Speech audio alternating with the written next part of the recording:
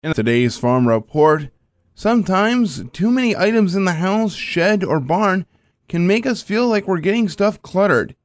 Rod Bain with the U.S. Department of Agriculture shares some tips on how to sort that clutter and maybe declutter. Ever notice in your house, your office, your shed, wherever, you have that one area, a closet, a corner, perhaps an entire room that contains clutter? A lot of us realize that the amount of stuff or the disorganization of the stuff has grown over time and is causing us frustration. So Karen Chan, a retired University of Illinois extension expert, says there are several approaches to reduce clutter and, in turn, reduce the stress caused by it. One way to come at it is it not so much the amount of stuff, but the fact that the stuff is not organized. The key is making sure every item has a home and therefore is organized. So Chan says you can start by giving items one logical place to reside. So say a file cabinet for tax papers, one drawer for socks. Chan uses this example. To be honest, I think for a lot of us, our kitchens are sometimes the best organized places in the house because we usually start with the concept of I'm going to store things close to where I use them. Then there is that we just have too much stuff and we need to sort and get rid of items. One way to approach this is having designated containers for items. You attack one specific area. You have containers designated. One of those containers is going to be stuff you're keeping. One is stuff that you agreed that you're going to donate. If you plan to have a yard sale or in some other fashion to sell items, a box for that. And if you have broken items, be realistic whether they can be repaired. They may just have to be thrown away. So you want to work through a particular area. And this is something most of us can only do for a period of time. A lot of times we feel like we want to set aside a whole day. This is such a big task. We're going to dedicate an entire day to it. And it turns out that our tolerance for decision-making wears out after a while. So Chan suggests setting a time period for yourself to get as much done as possible. To keep yourself on task, you can create a clutter emergency card as a reference. So when you come across an item, you can ask yourself questions like, how long has it been since you used it? Does it work properly? And if I keep this item, then what will I get rid of to make room for it? Another way to focus on removing clutter is having someone with you for support as you go through items. I've done this with my sister. I've done it with my best friend. And when I first asked my sister to help me in this way, she was like, well, it's your stuff. I can't tell you what to do with it. I'm like, no, but you can be there. And so just having that moral support, being with somebody you like, makes it not so onerous. And we were able to work through a substantial amount of stuff that way.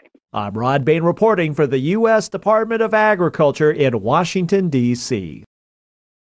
While the cash receipts of many farms are projected down quite a bit this year, the Agriculture Department this week is also projecting that production expenses for farmers could fall for the first time in 6 years. USDA senior economist Warren Preston told us. We're looking at fuel and energy expenses declining by over 25%. Similarly, we see some decline in fertilizer and chemical expenses. And for livestock producers, of course, lower crop prices mean lower feed costs. So there's an offset there in terms of livestock production for their expenses going down. But farmers are still expected to end up having to pay higher labor costs, interest payments, and higher property taxes. And so total farm production expenses will only decline by about 3.5%, certainly not enough to make up for the expected 6% drop in cash receipts for crops, 9% drop for livestock. Gary Crawford for the U.S. Department of Agriculture, Washington. Many food products have expiration dates, but as the USDA's Gary Crawford reports, that doesn't give a good gauge of whether a food is safe or not to eat. For the last few years, Agriculture Secretary Tom Vilsack has been waging a campaign to cut food waste and urging the food industry to focus on precisely what the use by date and the sell by date means so that folks don't discard food prematurely. And we are throwing out a lot of food because we think that it's not safe beyond its sell-by, use-by, enjoy-by, or best when used-by date. But experts say those dates almost never have a direct link to food safety. Dana Gunders is a food scientist with the Natural Resources Defense Council. She says there's no standard definitions for those various dates we see on food packages. The labels and their meanings can vary from state to state, food company to food company. In other words, the date labeling system in the U.S. is not a system at all. It is a mess. A mess, or as comedian John Oliver put it a while back, most of the time, sell-by dates are one of those things that look official, but you can probably ignore, like a child in a cop uniform. Just Just stop it, Tyler. I'm not under a West. You're under a West.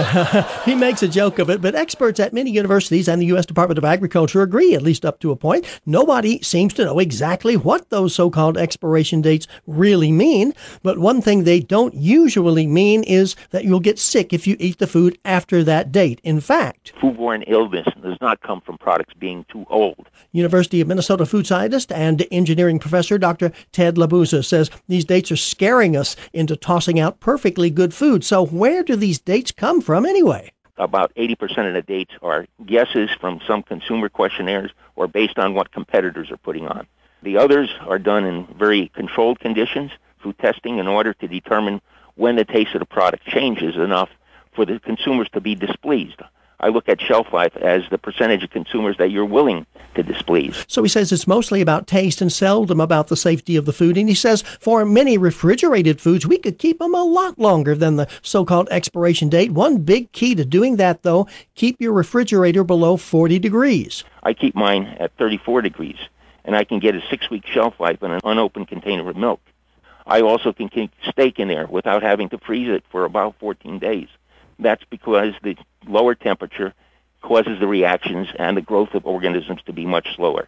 It's very, very temperature dependent. So in general, those expiration dates are not really much help for us because there's no set definitions or standards. But what is a help is a mobile app from the Agriculture Department. It's called Food Keeper. It can give you all kinds of advice on how to store about 400 different foods. It can tell you approximately what the real shelf life is for a food using various storage methods. Again, the app is called Food Keeper. Gary Crawford for the U.S. Department of Agriculture, Washington.